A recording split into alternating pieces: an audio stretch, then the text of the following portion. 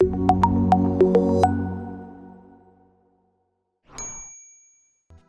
today we're going to be looking at how to apply an image to a 3D surface in CG Tools. Here is the image we're going to be looking at, and it is a PNG using an alpha layer. PNGs are a really good format to use in CG Tools as they tend to have a small file size and therefore they load quite quickly. So we're going to open up CG Tools, and you can see I'm using Pixel Prep version 10. So I'm going to double click to edit the page, and I'm going to create a rectangle. Now if we look at the image we want to use, we can see that its dimensions are 800 by 930 pixels. So we want the rectangle to match the same size as the image.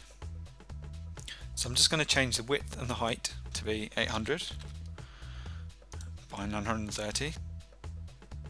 Obviously if you wanted to use a full screen image, you could just use full screen surface. So in the 3D toolset, images are applied to objects using materials. Now here is the material properties panel, and we're going to create a new material and we're going to give it a name. So today we want the image to be on a luminance layer. This is so that it won't be affected by the lighting in the scene. So I'm just going to select the luminance layer and click the image file to locate our image, and here it is. I'm just going to open this. Now material will start with a default diffuse layer already applied. But as we're not going to need this anymore, we're just going to right click it and delete layer.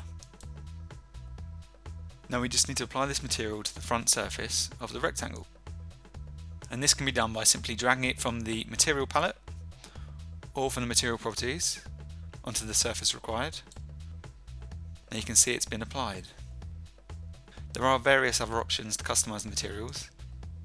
There are various wrap modes, transforms and opacity settings. We're just going to leave these for now. Now I'm just going to change the background colour of the page.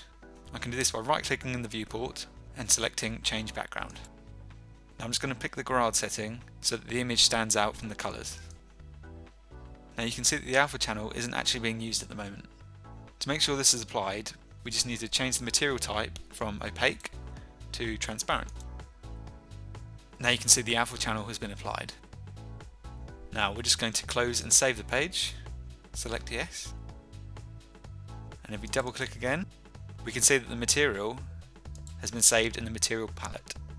Now this means we can now access the material from any page in the job, and it can also be used multiple times. Thank you very much for watching. Please leave a comment if you have any questions.